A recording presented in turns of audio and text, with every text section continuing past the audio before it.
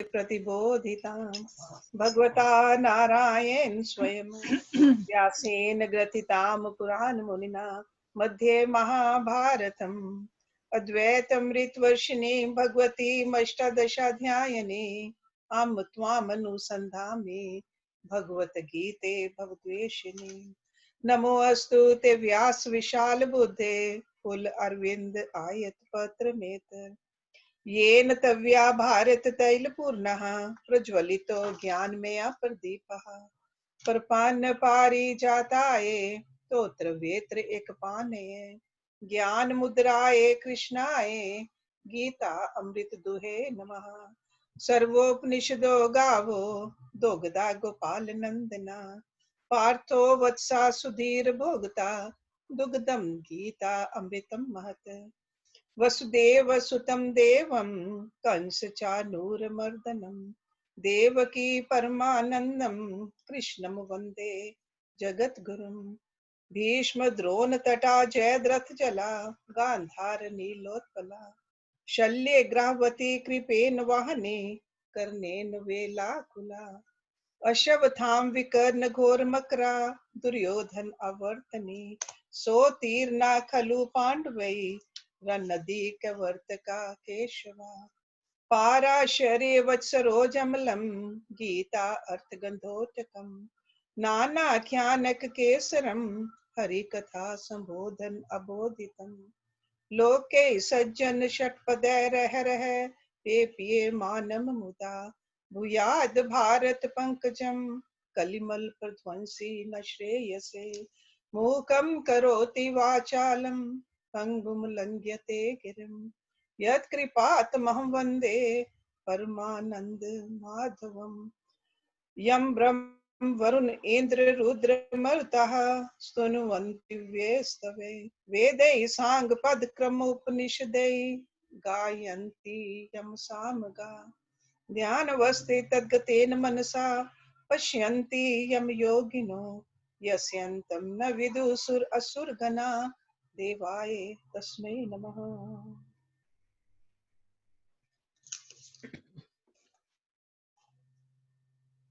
We are towards the end of chapter 14 in this class.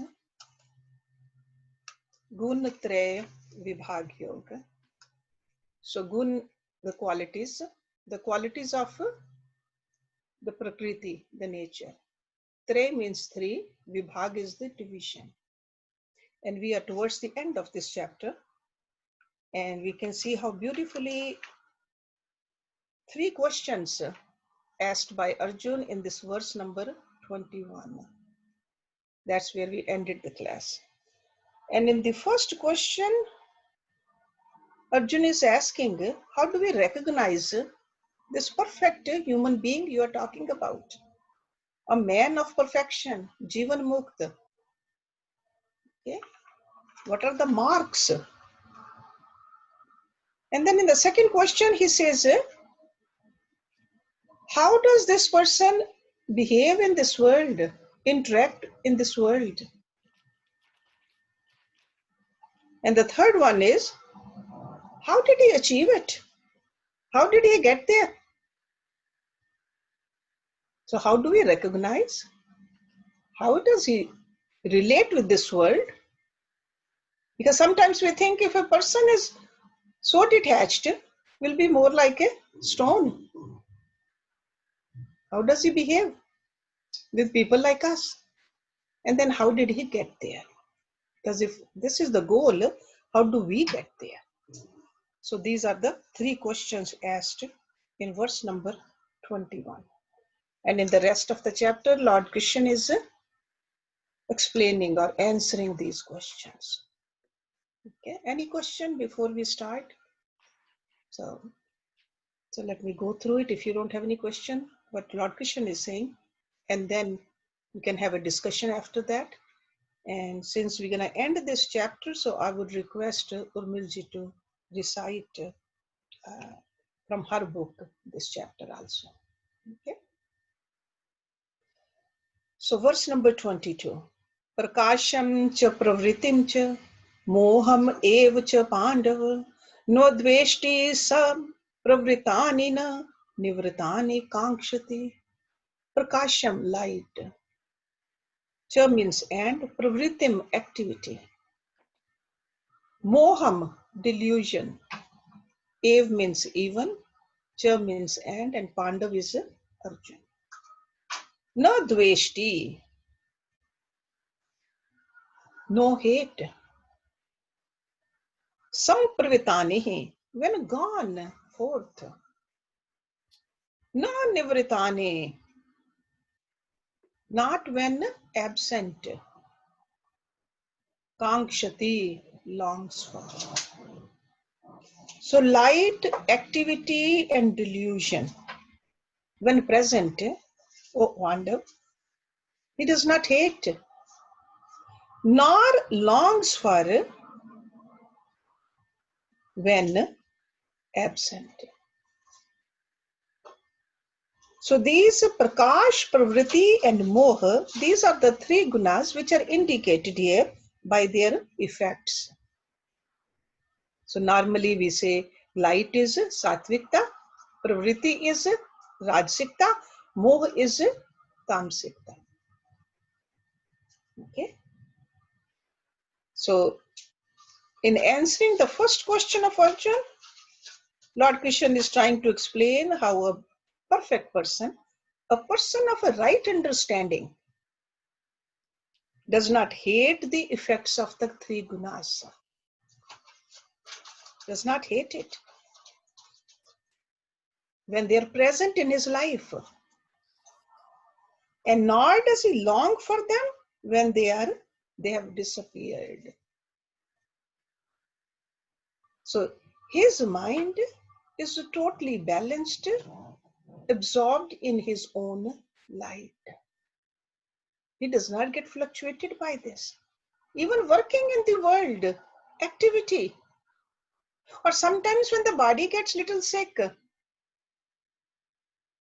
or when you are meditating and praying and helping somebody also, at the same time, always a mind in total stillness and calmness.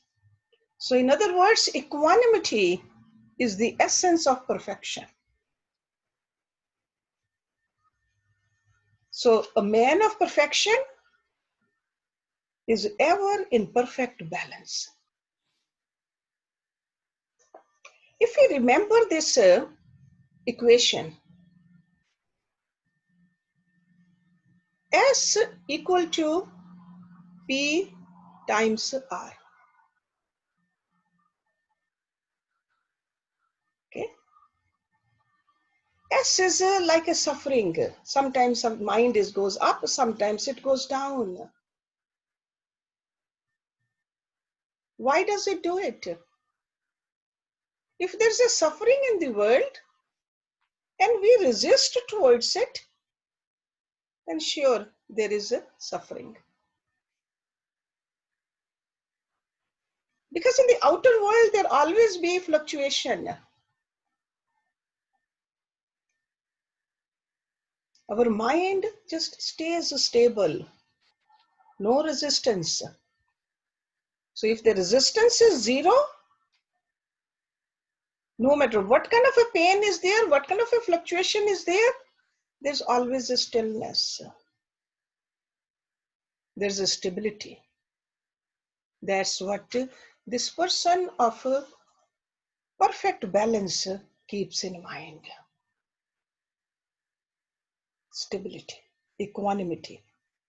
So he craves for nothing, nor does he strive to acquire anything new. To have and not to have, both are equal to him. Because he understands he is beyond both. So Atma, I am the soul, it's beyond both. Have or have not. So persons on the transcendental platform have mastered the art of distancing. Distancing from all these fluctuations. And normally fluctuations are the negative thoughts arising. That's why I said pain. Wherever there's a negative thought, more fluctuation. Okay, so you see, it's almost like if a person who has enough bank account, for example, a person, a millionaire, going on the street, looks at a quarter fallen, will pick it up, but no fluctuation inside that I have gotten something. That's how this man of perfection is. Outside things, they are just like those quarters or pennies, already connected with the highest. And if a person loses also the same thing, so what? I got plenty. So that kind of a stability, that kind of a equanimity in this material world. So ever steady, ever balanced. He lives beyond all storms and clouds of life. So we got to look at it. Storms and clouds, they will be there. Do we stay balanced or not? This is the sadhana we need to do. Okay? So he attains the state of Godhood. So now next three verses, 23, 24 and 25.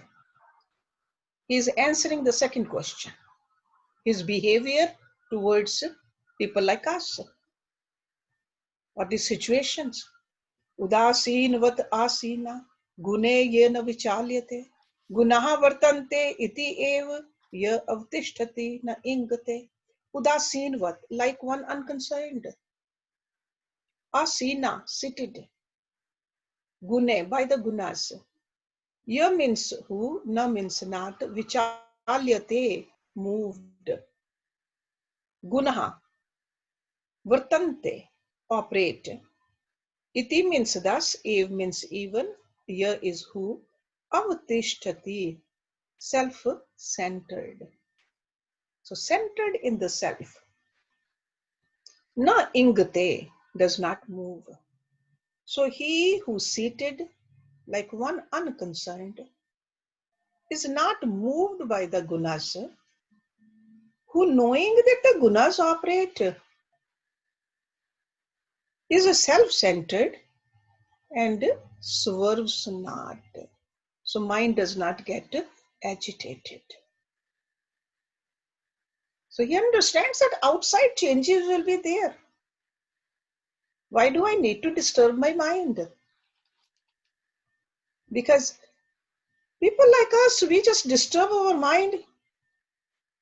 If there's a storm outside, could be a weather, it could be a change of the temperature, we just get agitated. We get disturbed. This person does not. Na vichalyate. Na vichalyate. Okay? So in this section, a picture of relationship of this kind of a person with the things and beings in the world. So that's how he starts out. So 23, he says, outside, whatever is happening, he does not get affected by it. So a real test, see this test, we got to look at it. It's not that somebody else is imposing a test on us. We got to take it as a test and watch ourselves in this jungle of life. Do we stay stable or not? Or do we get moved so easily? Okay. So it could be at a workplace, it could be in a family, it could be in a marketplace, anywhere. Things will happen. Do we stay stable or not? Because the true nature of a person is not when a person is seated on the meditation seat. The true nature comes out when there is some kind of a struggle happening with the outer world. The saintly people, they always give the example of a sandalwood. They say the smell of the sandalwood is only when we rub it. Without rubbing, you don't know. But when you rub it, then you know that it's a fragrant wood. The same thing happened with the human being also. Walking on the street, sure, person looks saintly. But when there's some kind of a friction happens in the outer world, whatever is inside will come outside. And that's what he's talking about over here. That this kind of a perfect person does not get moved, does not get agitated. And the same thing he mentioned before in the previous chapters also, chapter 2, chapter 5, chapter 6. So in chapter 2 also Arjun asked this question. How do we recognize this kind of a person whom you're talking about? So he gave the qualities. And chapter 5 also. You should remember what are the titles of this chapter. Chapter 2 was Sankhya Yoga. Chapter 5 was Karam Sannyas Yoga. Chapter 6, Atam Sanyam Yoga. I'm sure some of you know it. You should remember. Try to memorize all 18 chapters. From 1 to 18 and 18 to 1 and in between also. Test yourself. That's how mind will stay sharp. The Sanskrit names. Okay, so do that. That is one of the homeworks. So he who seated like one unconcerned is not moved by the gunas. So this doesn't mean that a seer or the yogi will not do anything about it. Will definitely take the right action. If there's a minus 25 degrees, we'll definitely wear the proper clothes. If there's a snowstorm or rainstorm or fire outside, but internally will not get disturbed. The real thing is inside of the mind what's happening. Okay, so that's why Rishi Vyas is very careful in his choice of expression over here. He says that the man of perfection looks like one unconcerned. Because what do we see? We see the person from outside. We get disturbed outside very easily. So looks like one unconcerned. That means totally in control. Totally in control. So another way you can see it, he is always an observer. He observes, staying detached, being an observer. So when we put our whole energy into we are the observer, then we will be able to dissect the problem much better. So that's what the yogi does. So he is observer from beyond the gunas. Because gunas are Prakriti's gunas and he is the observer. So when he witnessed the play of the gunas in himself, he remains established in his own divine self. Otherwise, when we just get lost into the gunas, we lose it. When we just sit apart from it. And this is what a yogi does. So then he says, this is again an answer to the second question. Sam dukh sukha swastha, sam loshta asham kanchana, tulle priya apriya dhira, tulle ninda atam samstuti. Sam dukh sukha, alike in pleasure and pain. Samta, some. So satha, standing in his own self. Own self means the true nature, the Atma. Sam losht asham kanchana. Losht is a clod of earth. Asham is a precious stone. And kanchan is gold. So regarding a clod of earth, a precious stone and gold alike, they are just material things.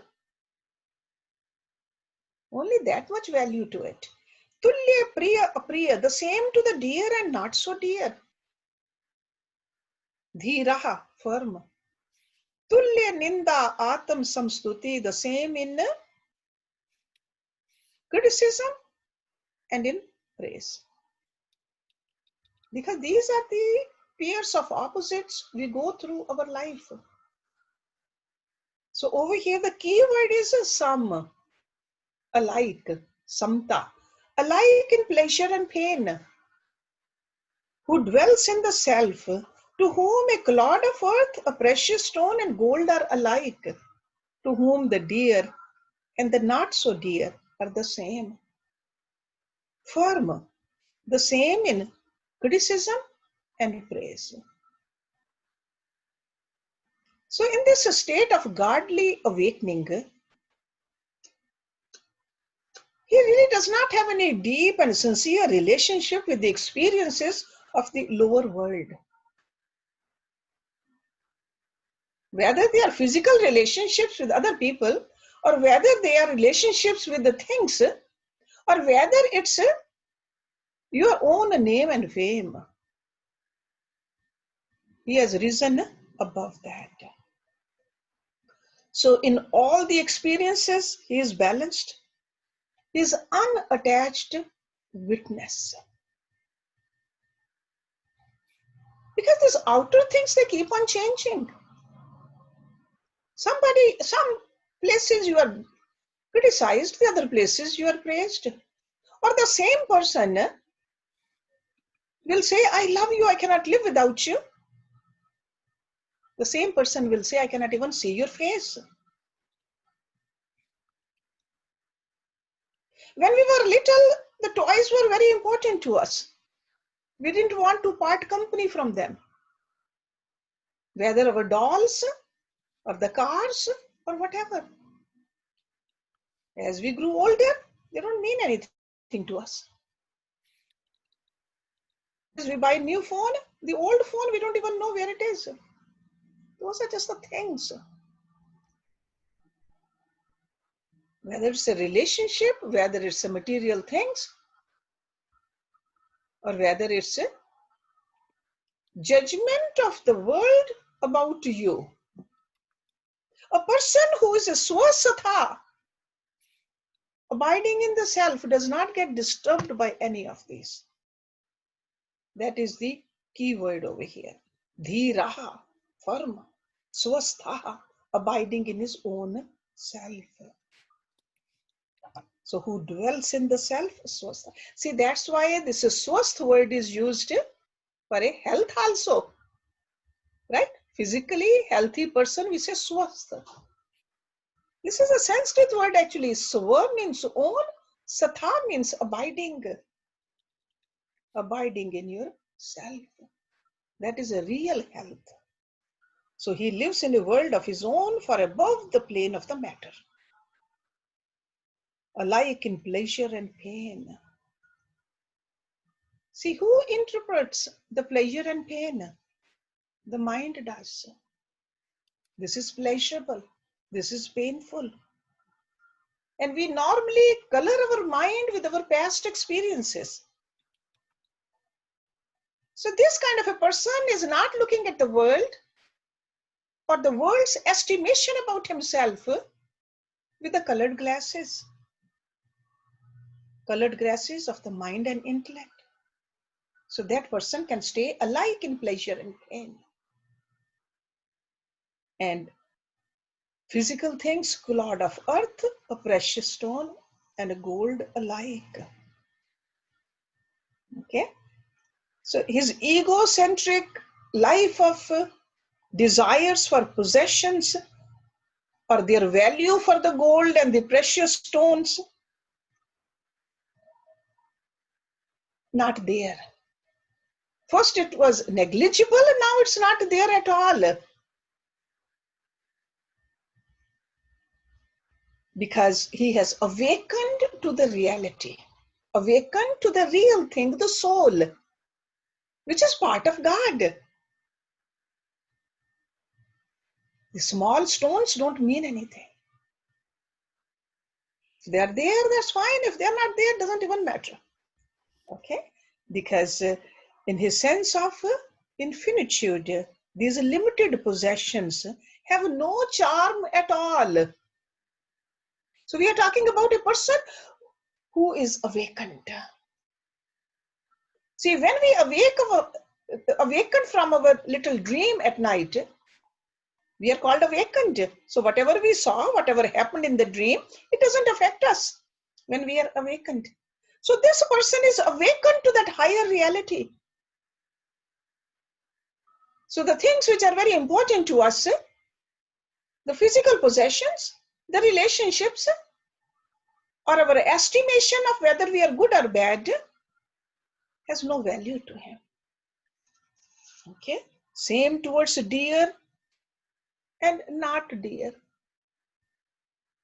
So love and hate, dear and not dear, they're all our reactions to the agreeable and disagreeable natures of things or situations.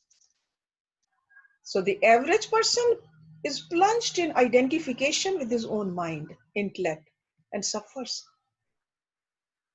But this person, no reaction on it. Okay?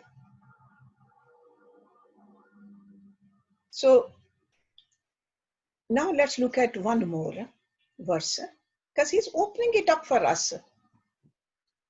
This is answer to the second question. How does he behave in this world? Man apmanyo tulya, tulya mitra aripakshyo, sarv arambh parityagi, gun atita sa uchyate. See, first he used the word sam, now he's using the word tulya. It's the same thing. Man apamanyo, in honor or dishonor. Tulya, the same. Mitra aripakshyo, to friends and foes, the enemies. Sarv arambh parityagi, abandoning all undertakings.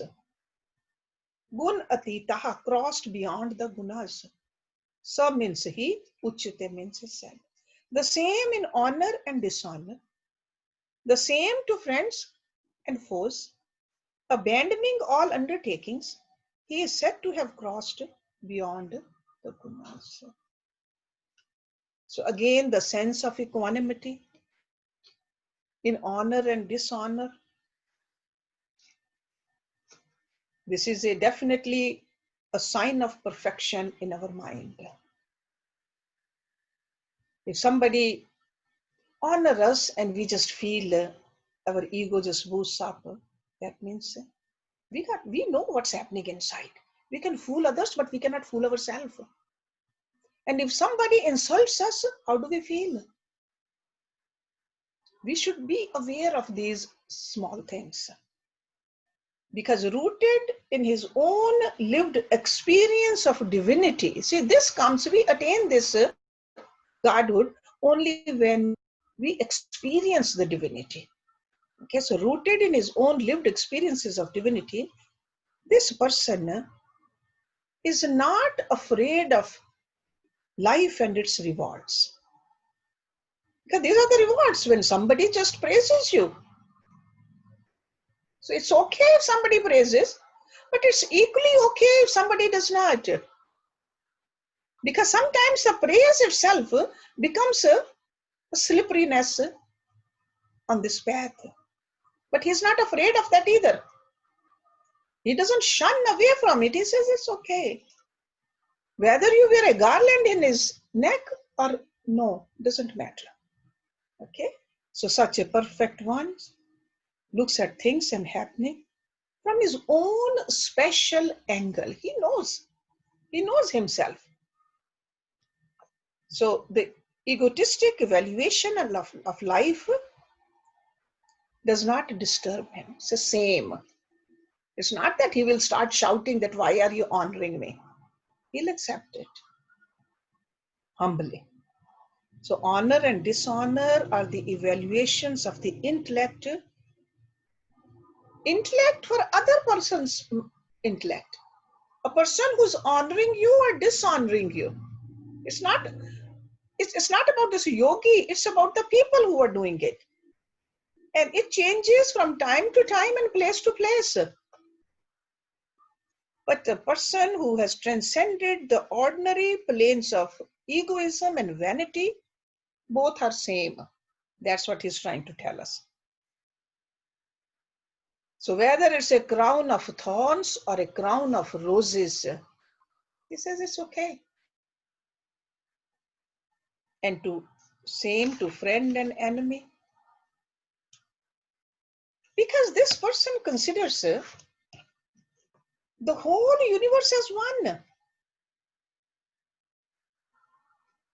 So whole universe, it's just like I always tell you, this body is my body. Whether my teeth bite my tongue or they help me chew the food, no effect on me. The same way, if there's an enemy over there, somebody who's hurting me, still the same kind of a love for that person too. Because of the feeling of oneness. Oneness. That's where it's coming from. Okay? So, when we realized the oneness of our spiritual nature, we see that infinite, all-pervading. Okay? So we got to see whether have we expanded this feeling of oneness beyond ourselves, beyond our loved ones, so-called loved ones, beyond our people, the same culture, or people who go to the same church or temple, or beyond this one country, or beyond this one earth. My Guruji has written a book where he prayed. He started out the prayers. He says, God, I pray for myself. I pray for my family. I pray for my community. Then I pray for my country. Then I pray for the whole earth. Then I pray for other planets also. That's called oneness. Our rishis have taught us this. Our yajna is never complete unless we pray Sarve Bhavantu Sukhina. So not just only mine, it starts out, all the mantras start out with yourself. When we touch our eyes and the ears and the nose, and we are asking God to give us a good health. But at the end we say, Sarve Bhavantu Sukhina, God. So if we can truly live a life like this, then we are moving towards this state of perfection. It's not just only during the Havan, it's not during reading Gita, it's more and more time. We got to see, do we wish well for the people who are hurt in California, in the western coast, for the people who are hurting somewhere else also with this COVID, or any other disaster which comes here and there? Pray for them. Pray. And what does it mean, abandoning all undertakings? Does it mean that a person of perfection does not work anymore? Does not start a new business? Or start writing the books? My own Guruji, he wrote over 100 books. So if we take it literally, then he shouldn't have written any books. Rishi Vyasa shouldn't have written all those scriptures. We got to look at it. What does it really mean? Because by wrongly looking at it, generations after generations have become very lazy. Without even understanding it, they did not try to understand the rest of the Gita. Because Lord Krishna said, Karam yoga, do karam. Yoga karmasu kaushalam. But they remembered this, that Lord Krishna said, don't do any undertakings. That made people are very lazy. But what is the right understanding? Remember, the desire motivated activities undertaken with an anxiety to earn and to acquire, to possess and to hold, to claim ownership, are indicated by the term undertaking. Anything which makes you more selfish, anything you want to do it only for yourself, anything which will make you more materialistic, anything which will drown you in materialism, he is saying yogi doesn't do that.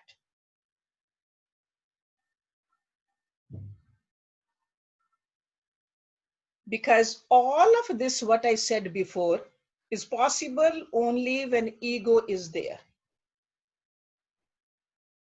And ego, you know the definition of ego, when I identify myself with those layers, with my body, with the title. So yogi doesn't have that. That limited ego sense has finished in a yogi. Body is made up of these 5 elements, and it's going to go back into those 5 elements. All these bodies actually, not just only the gross body, but the subtle body, the causal body, eventually it's going to go back to the Prakriti. But the physical body, we know, it's going to go even sooner than the subtle and the causal bodies. So all the ego motivated activities have ended in this person. So how does this work? This person works in this world as a God man. You remember, we were born as a man. From here we have the choice, we can become an animal man or we can become a God man. Man is very rajasic. Me, mine. Animal man is, I'm going to hurt somebody. Also, as long as I get it. And God man is, it's okay if I get hurt. Others should get the benefit. So all the undertakings, whatever he does, it is for the benefit of others. Rishi Vyasa, when he wrote this Gita, if he wouldn't have written it, we wouldn't have this beautiful scripture. So he did not write it for himself. That's why I always say that the godly people, they don't copyright their books. They don't take the ownership of their workings. They don't say that I have spent time on doing something, because whose time is it? Time belongs to God. They do it everything in the name of God. They don't say it, they just do it. Okay, so this is meant by abandoning all undertakings. So essential marks and how does he behave? And in the next verse, Lord Krishna is answering the third question. How did he do it? How did he reach there? Because we all need to reach there. This is our work. So he's revealing one and the only method of transcending these gunas. This is the only method. He has said it before also, but here he is saying it even stronger words. He says, Mam chaya vyabhicharena bhakti yogena sevate sagunan samatityetan brahma bhuyaye kalpate. Mam means me, cha means and, ya means who, avyabhicharena, unswerving, bhakti yogen, with devotion. Bhakti means devotion. Sevate, serves.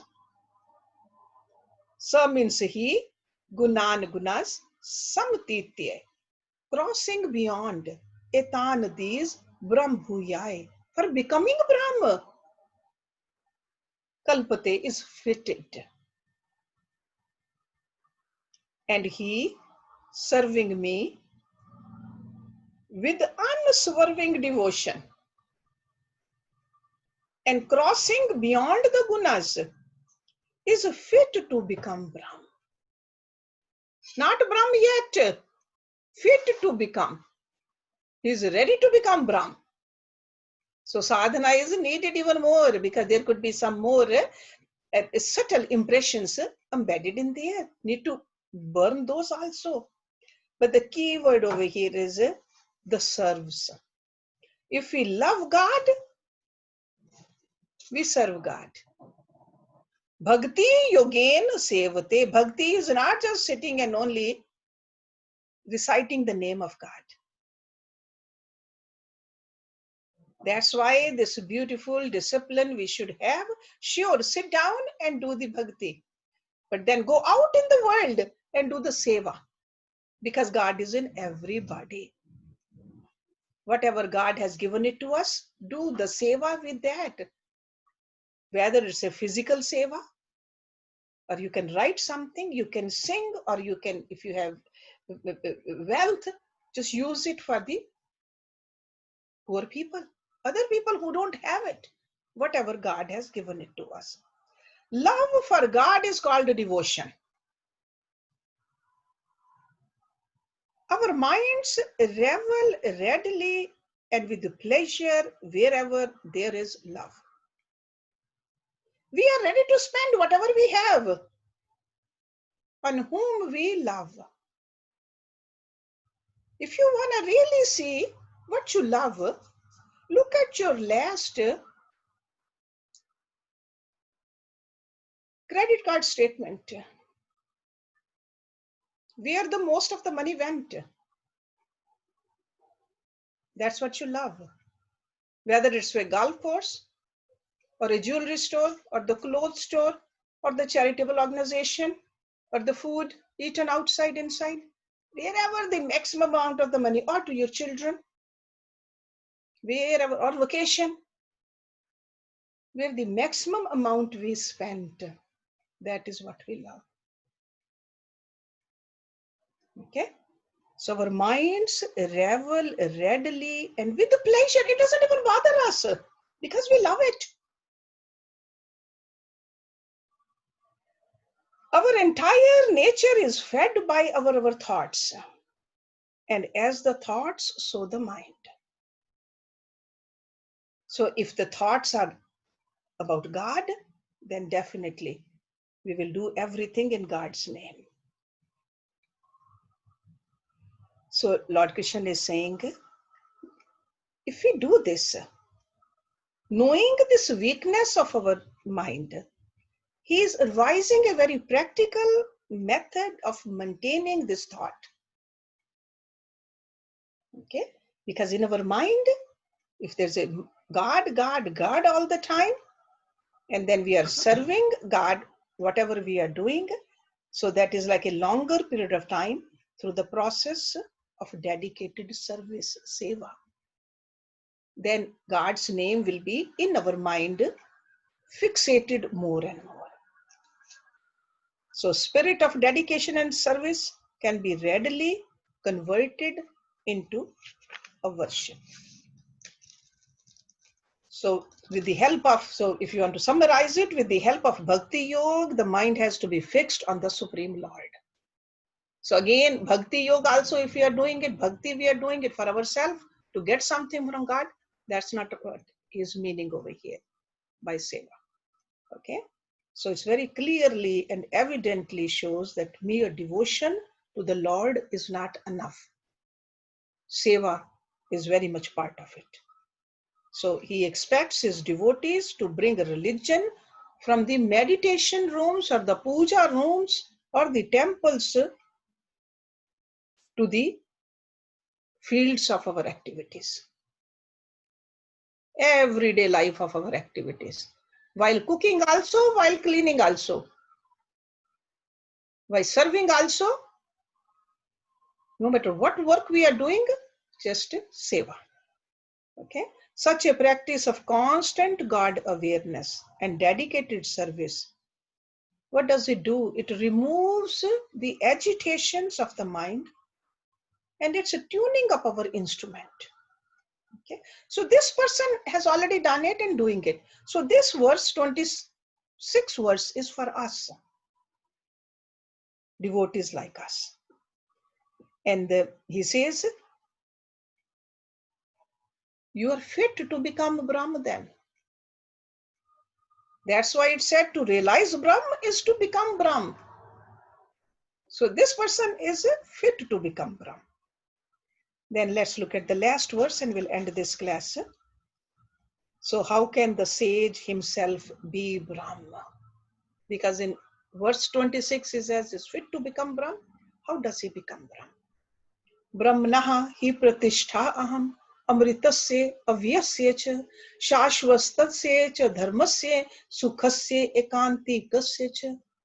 Brahmana of Brahma, he indeed, Pratishtha abode, Aham I, Amritasya, the immortal, Avyasya, of the immutable, Cha means and, Shashvatasya, everlasting, Dharmasya of Dharam, Sukhasya of bliss, Ekantikasya, absolute, Ek Ant, that's what Ekanti means, Ek Ant, absolute, Cha means and. For I am the abode of Brahma, the immortal and the immutable, of everlasting dharma and of absolute bliss. So in this closing verse of this chapter is indicating the nature of God, on entering which a devotee himself becomes the Brahma.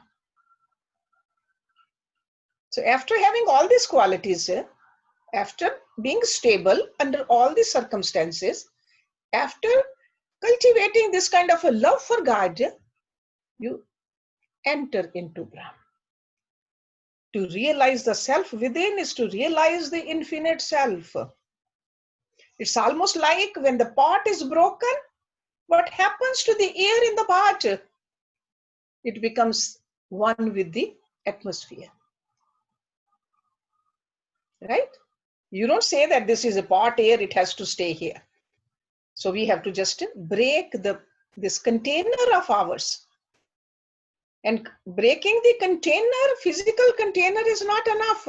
We got to break the subtle container, the mind, the intellect, the ego, and the causal container, which is the ignorance in us, which is keeping us that very thin veil of not knowing who we are.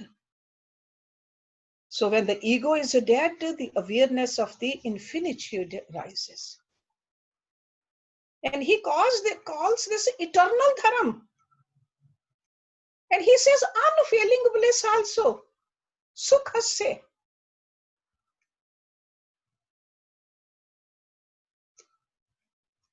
Last time we were talking about the object and the subject. At this point, we know what the subject is. We have realized the subject. Right now, the objects are known to us. The subject is not known. But this whole process is to know the subject. Once we know the subject, all the objects are known. We have been just wasting or putting so much effort into knowing the object. But if there is a little interest, a little effort made into knowing the subject, it becomes easier to know the objects. So Lord Krishna is saying the infinite represents the eternal subject. He is the abode of all the subjects and the objects, including the concept of the self, which is the spirit, which gives the vitality to everything. Appearance of all the activity, all the matter equipment. How does this happen? With the grace of the subject. So that's why he said, I am the abode of the Brahman, the immortal and the immutable of everlasting dharma. This is the dharma and of absolute bliss. So while walking on this path of this perfection, doing the sadhana and making the sadhana alive in our life, not just keeping it on the side of our life, hidden, no, out in the open and living a life, enjoying the life blissfully. So we have a few more minutes left. So I'll just stop talking now and I'll request Urmil to recite her writings first of this chapter. So there are only 27 verses because she has written the poetry in the same number of verses as the chapters. So she'll do that for us. And after that, I'll take up questions or comments if you guys have. Is Urmil there or no? She's not there? Okay. So why don't we... Huh? She's there. There, she's coming. Urmil, you have Oh, she's coming because I don't see her in on my screen. Yeah, I couldn't see you either. Oh, now okay. we can see each other. Well, okay. All right, Urmil. So if you do that, and then you can keep your questions, and then we'll look at those questions. Okay, after Urmil's. Guna, Traya, Vibhaga, Yoga, the three modes of material nature. Thank you for giving me the chance to share my chapter.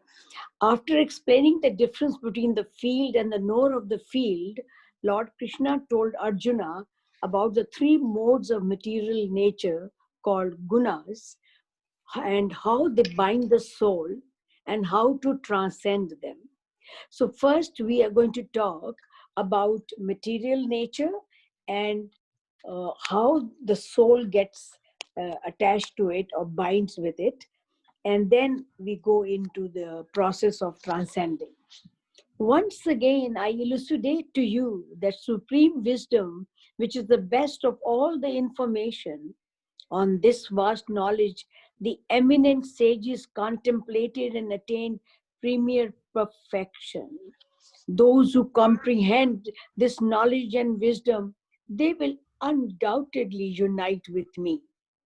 At the time of creation, they will not be reborn, and at the time of dissolution, suffer no misery. O Arjuna, the material nature, Prakriti, is the primal source and the womb of the entire creation. All living beings are born when I impregnate Prakriti with the individual souls for germination. The material nature, Prakriti, is the cosmic mother, giving birth to all species of beings living.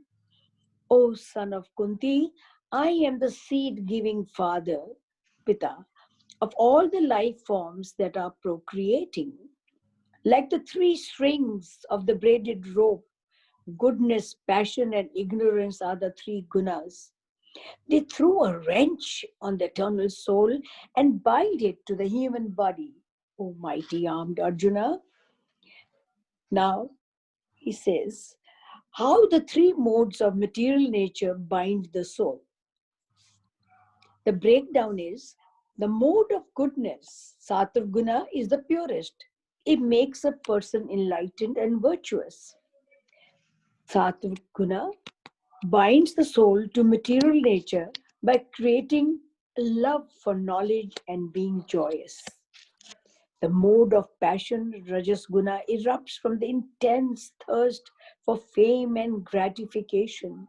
It multiplies desires and affections, thus binding a person even more to the fruits of action. The mode of ignorance, Tamas Guna, is born of inertia and gloom, triggering delusion. It is lack of self-knowledge that binds the soul to negligence, sloth, sleep, and confusion.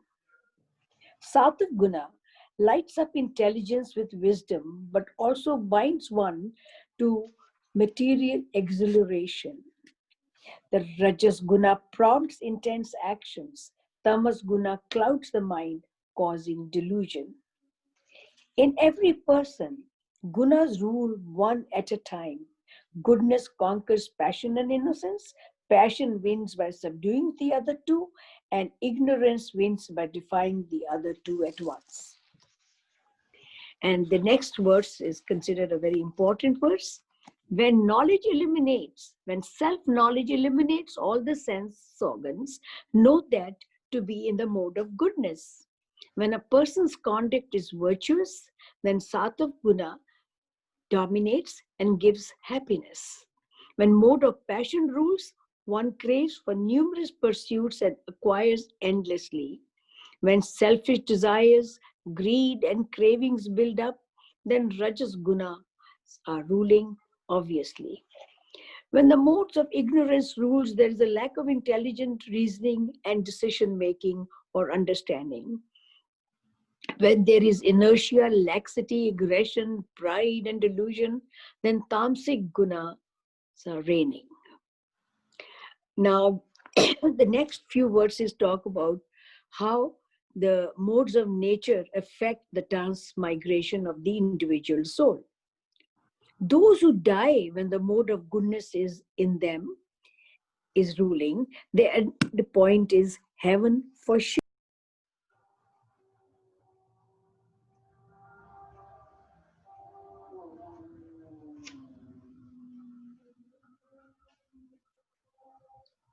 Don't know what happened. Urmil?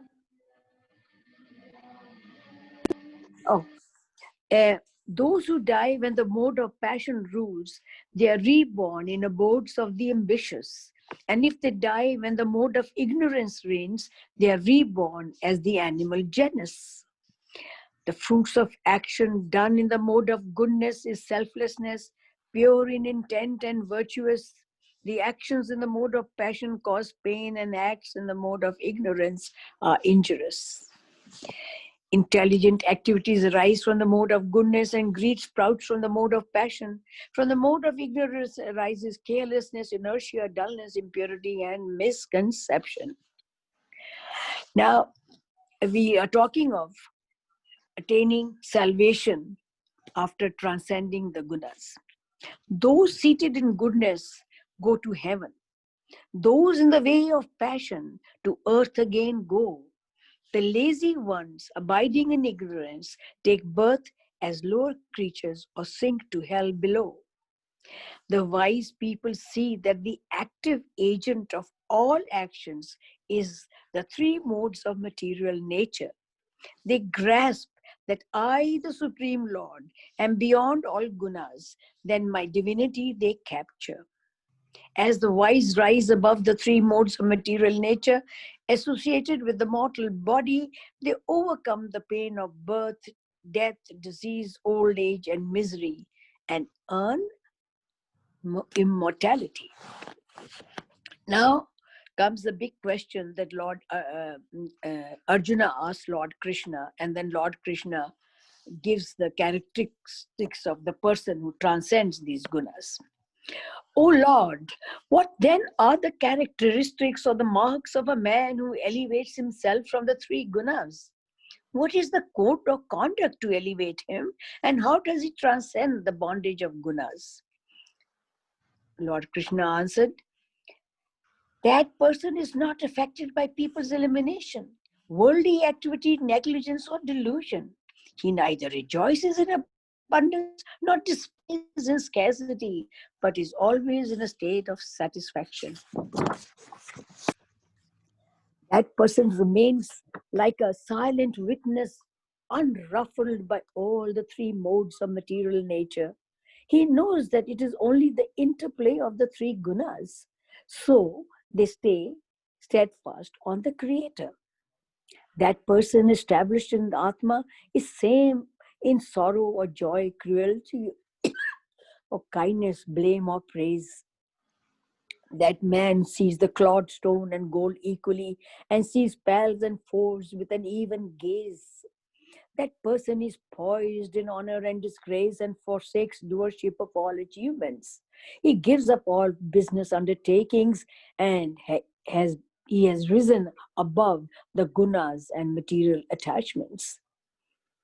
He who serves me and others selflessly and with pure devotion, his mind surely goes beyond the gunas. That devotee attains immortality and levels up with divine attributes of the formless Brahman. This happens as I am the basis of formless Brahman. I am the immortal and the unceasing. I, the Supreme Lord, am the essence of eternal dharma and the divine bliss never ending. Thank you very much, Urmilji. Thank you. Beautiful. So now, any question, comment? Hersh, do you want to say the Purnamadam first? Yeah, we can do that. We can do that. Om Purnamada Purnamidam Purnat Purnamudachyate Purnasya Purnamadaya Purnameva Visheshyate. Om Shanti Shanti Shanti Om. Thank you very much for coming to the class. But if you have a question, you can stick